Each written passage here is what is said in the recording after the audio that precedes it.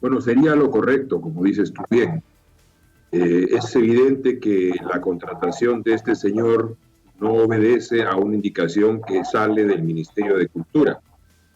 Hemos visto notas de visitas a Palacio de Gobierno donde este señor realiza visitas de casi 2 horas a funcionarios muy importantes en el Palacio de Gobierno.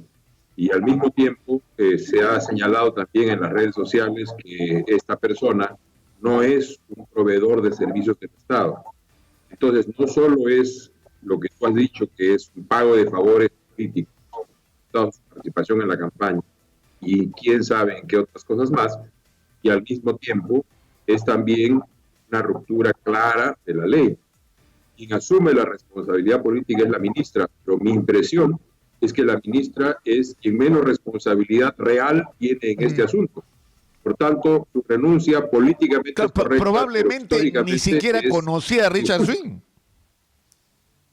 Probablemente no lo conocía y eventualmente puede que ni siquiera conociera el contrato, porque tampoco es que sea pues, una decisión de nivel ministerial.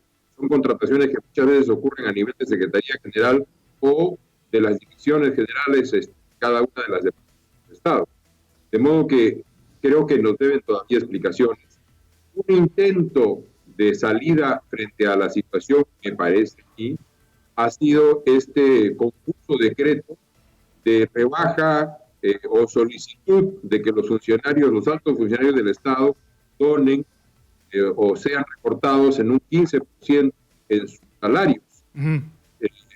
Pero lo que tuvo sentido cuando fue propuesto por la presidenta del Tribunal Constitucional hace ya casi 2 meses, era una forma de solidaridad que consolidaba la legitimidad.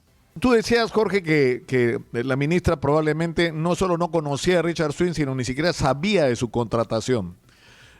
Y la pregunta es, ¿cómo es posible que ocurran cosas como esta? Porque lamentablemente, y tú que has sido parte del aparato del Estado, tienes que saber que no es una excepción, es una práctica común. Es una práctica común cuando se hace común, pero yo he sido ministro 2 veces y te puedo decir sin temor a equivocarme ni ser desmentido que nunca la he hecho y nunca recibí siquiera la solicitud de que hiciera una cosa así. Si lo hubiera recibido, lo hubiera rechazado. Para que se haga una cosa así, o está comprometida en primer lugar la ministra de Cultura, cosa que yo no creo. Ella dijo una declaración inmediatamente de producir el escándalo, señalando que esta era una acción muy desagradable, con lo cual lo que indicaba es que estaba en un momento incómodo porque estaba metido en un asunto que ya no sabía bien de qué se trataba. Para que una cosa ocurra aquí, tiene que salir una orden de un lugar más elevado, que es Palacio de Gobierno. No hay otra explicación. Lo digo con toda claridad, no existe otra explicación. Y si además vemos al señor Swing en visitas con altos funcionarios en el Palacio de Gobierno, pues creo que las cosas toman un rumbo muy claro y sería muy bueno que se enfrentara así la situación y que los funcionarios que están comprometidos sean sancionados. Claro, pero estamos hablando del presidente de la República, Jorge, ¿no? Como señalaba yo al comienzo del programa, a 2 problemas, ¿no es cierto? Uno es este asunto concreto de Richard Swing que tiene que ir hasta el final y tienen que esclarecerse todas las responsabilidades y todo el que merezca sanción recibirla. Pero esto nos obliga a establecer algún tipo de procedimiento y de mecanismos para evitar que estas cosas ocurran. Por ejemplo, hay demasiados cargos públicos en el Perú que dependen del nombramiento de las altas esferas de gobierno y que se convierten en cargos de confianza cuando en realidad son funciones altamente especializadas. Mira, la rutina de conformación de equipos de los ministerios es siempre un tema complicado. A veces tenemos sobreregulación y a veces no está regulado. Tenemos esas 2 situaciones, por tanto se genera un espacio muy amplio de discrecionalidad. Es parte del problema que tenemos en la formación de una burocracia estable en el Estado. Ese me parece que es realmente el tema de fondo. De modo que no sea ni el capricho ni la voluntad de alguien el que nombre a una persona, sino que sean sus méritos por un lado y los requerimientos técnicos de los cargos que se necesitan cubrir. Este es un tema, me parece, medular. Ahora, siendo todo lo importante que es, porque nos revela que el tema de la lucha contra ciertas prácticas que son corruptas, hay que decirlo. La lucha contra ciertas prácticas debe mantenerse incluso en una edición tan dramática como esta. Creo que nos está distrayendo de temas fundamentales. Y esos temas fundamentales son la evolución de la pandemia en el país. Yo creo que debería cerrar el capítulo sancionando a quien deba ser sancionado. Me dice nuestro amigo que nos acompaña hoy día en la mañana que se trataría del presidente de la República. A lo mejor no. A lo mejor es una funcionaria de menor rango que ha interpretado la voluntad presidencial. Puede ocurrir. Todas estas cosas ocurren. Y entonces uno dice cosas dando a entender claro, que el mensaje que ha llegado al Ministerio de Cultura es un recomendado de Palacio, perdón, contrátenlo. Puede ser. Entonces, eso requiere una investigación muy puntual y que nos digan claramente qué es lo que ha pasado. ¿Por qué esto hace daño? ¿A qué le hace daño esto? Esto le hace daño a la necesidad que tenemos de un comando unificado para enfrentar una pandemia mortal. Y este me parece que es el tema medular. Y yo creo que no debemos, el gobierno no puede permitirse distraer más esfuerzos y más tiempo en este tema y pase a otras cosas que son realmente las importantes. Por ejemplo, hoy día la población en el Perú, y lo veo porque recibo llamadas de todos lados, está prácticamente sola frente a la pandemia. Nuestro sistema público de salud ha llegado a su límite, en muchos lugares ha colapsado, y el sistema privado de salud es tan caro que ni siquiera vale la pena pensar en él. La gente está sola muchas veces con su enfermedad, sin acceso a medicinas, sin acceso a medicación, sin un pan en la mesa de la casa y sin dinero en el bolsillo. ¿Qué vamos a hacer con esto? Esto me parece lo medular. ¿Por qué? Porque si es verdad, supuesto que es verdad, que estamos en una meseta, como ha dicho el presidente de la República, en relación a la evolución de la pandemia, esa meseta puede o subir o bajar. Pero la sensación que se nos ha dado en las informaciones públicas, cada 2 o 3 días que se están haciendo, como se están haciendo ahora, la información que se nos ha dado es que ya llegamos y ya empezamos a bajar. No, también podemos empezar a subir. Y por tanto, este es el momento más dramático de la lucha contra la pandemia. Y necesitamos concentrarnos en eso y hacerle llegar a la gente más pobre del país. ¿Sabes lo que ocurre, Jorge? Cuando uno escucha, incluso al propio ministro de Salud por momentos, pero Pilar Macetti o a Óscar Ugarte, que están metidos así en el ajo de la lucha contra el coronavirus. Y lo que te dicen, por ejemplo, Pilar Macetti dice, todavía no llegamos al peor momento. Entonces, eso se contradice con el discurso de estamos en una meseta tranquilo, que esto ya empezó a bajar, ¿no es verdad? Pues porque al día siguiente las cifras son peores que la anterior. O lo que nos dice Óscar Ugarte, que a mí me parece que expresa un conocimiento de lo que está ocurriendo. Él dice, no hay que hablar del Perú en general, tenemos que hablar del Perú por regiones, en Iquitos y en Loreto. O sea, en Iquitos hemos vivido una tragedia que ahora se ha trasladado a las provincias de Loreto. Y eso mismo está empezando a ocurrir en el norte y podría ocurrir en Lima. Entonces, a lo que tendría que llevarte eso es ese diagnóstico, digamos, adecuado de la situación y correcto, es qué cosas tenemos que hacer para que no pase en el resto del país en Iquitos. Y si las estamos haciendo o no. Bueno, lo primero que tendríamos que hacer es hablar con claridad. Y no estamos hablando con claridad. La señora Macetti, la que tú acabas de mencionar, ha hecho hace 2 días una declaración en Canal N. Y ha dicho más o menos lo siguiente. Lo ideal hubiera sido disminuir las medidas de contención en un momento en el cual el indicador, la tasa de mortalidad, los infectados estuvieran bajando como nos lo pide la OMS. Lo ideal hubiera sido, pero la realidad no es así. ¿Qué nos está diciendo? Es una declaración que ha pasado desapercibida. Lo que nos está diciendo es que no se ha empezado a abrir la economía en el momento en que la OMS recomendaba que debería abrir.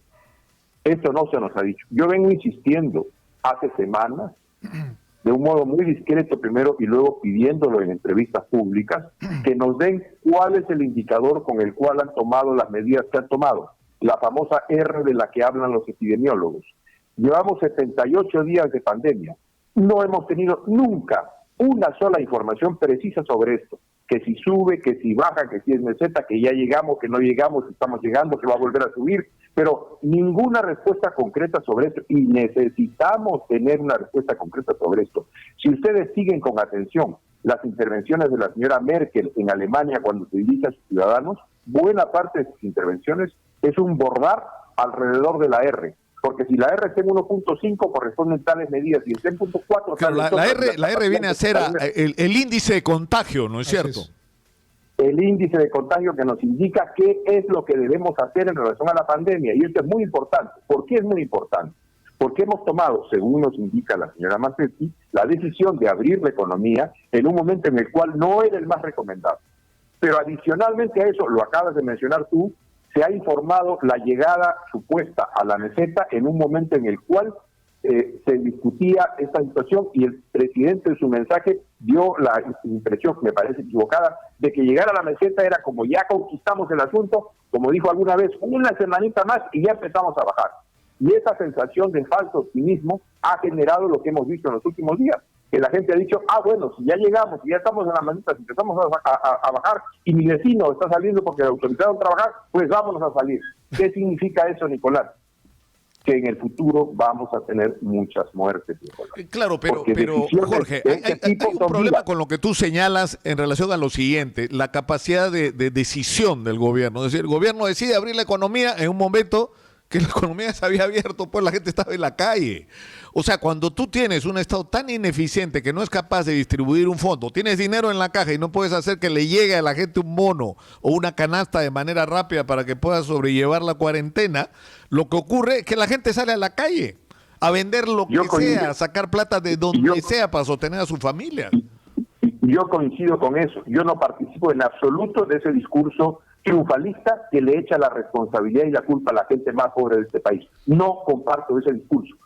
Completamente de acuerdo contigo. Pero ¿qué hay en medio? ¿Qué hay en medio? Lo has dicho tú. No es solo la irresponsabilidad del Estado que no puede hacerle llegar dinero o paga a la mesa de la gente más pobre. Es que no ha habido la capacidad, el liderazgo para organizar un gran esfuerzo de llegar a la gente con alimentación. Yo digo, la Fuerza Armada, las iglesias, las organizaciones sociales como los comedores populares y el Banco de Leche y la empresa privada pueden perfectamente coaligados desarrollar un plan de entrega de alimentos casa por casa. Yo quisiera saber si la gente tiene la posibilidad de alimentar a sus hijos y de sostener la cuarentena todos con cierta tranquilidad en la panza, en el estómago, si la gente va a salir a la calle a poner en riesgo su vida o la de sus hijos. Entonces, claro, colocado en la situación de que tengo que escoger entre el hambre y el virus, pues voy a elegir ir a ver qué pasa con ese virus porque yo necesito que mis hijos coman. Pero si yo estoy colocado en la situación en la cual tengo alimentación en la casa, mis hijos están tranquilos, no lloran y más o menos por la televisión están recibiendo cierta educación, ¿tú crees que la gente va a ser loca de salir a la calle porque quiere ir a enfrentar al virus? Ese es el tema de fondo. Y bueno, eso es liderazgo.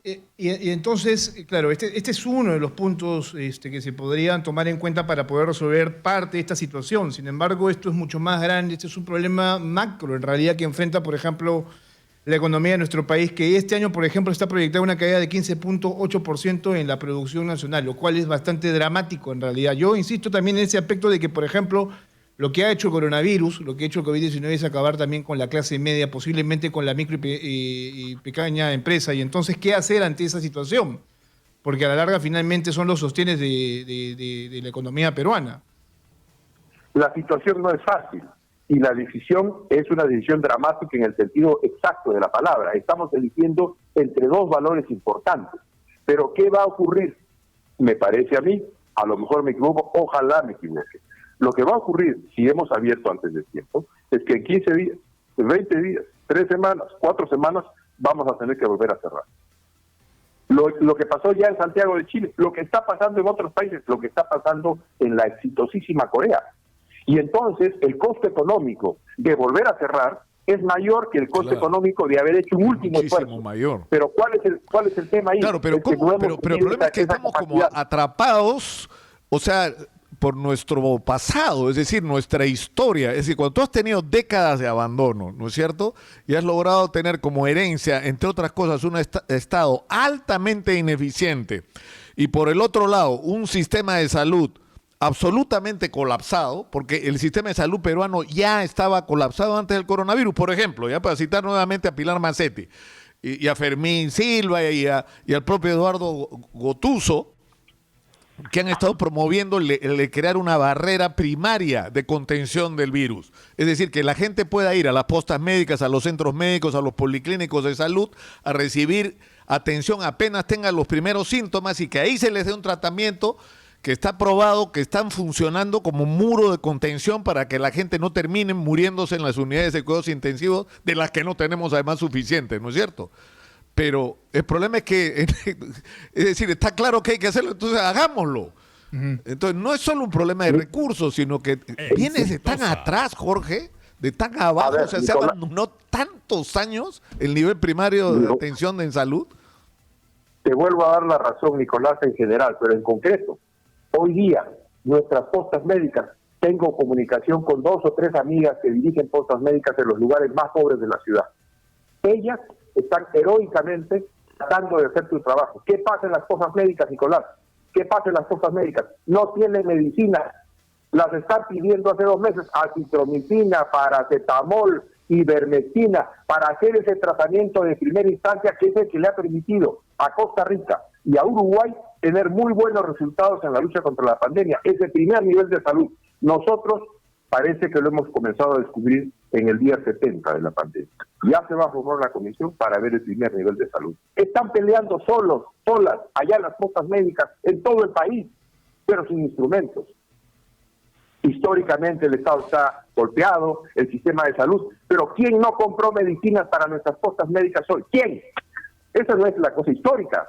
Hay decisiones que se tomaron hoy día o que no se tomaron hoy día. Yo preguntaría, Claro, el Servicio de Inteligencia, la Dirección Nacional de Inteligencia, le colocó ante la mesa del primer ministro en alguna de las reuniones que se tienen semanalmente en enero de este año el informe de que esa pandemia podía convertirse en un riesgo de seguridad nacional. Ahí hay responsabilidad, no es histórico. Si se colocó el informe sobre la mesa, ¿por qué no se tomaron medidas? En Israel, ¿quién salió a comprar los medicamentos en un momento temprano de la pandemia? Su sistema de inteligencia, el Mossad, porque analizaron como buen sistema de inteligencia que no está dedicado a mirar a los opositores internos, sino que está dedicado a mirar los temas de seguridad global y nacional, colocaron ante el gobierno este problema y se hicieron cargo de resolverlo y salieron rápidamente a través de una serie de mecanismos que ellos tienen a comprar lo necesario. Esas no son decisiones históricas, Nicolás, son decisiones, y no lo digo para generar un clima de debilitamiento del gobierno, nada más lejano de mi pensar y de mi voluntad. Al contrario, yo quiero que el gobierno se fortalezca, que convoque, que llame a todos los sectores para poder sentar juntos esta situación, porque lo que se viene puede ser muy dramático, Nicolás. Y necesitamos estar unidos, pero para eso requerimos que se tomen las medidas adecuadas.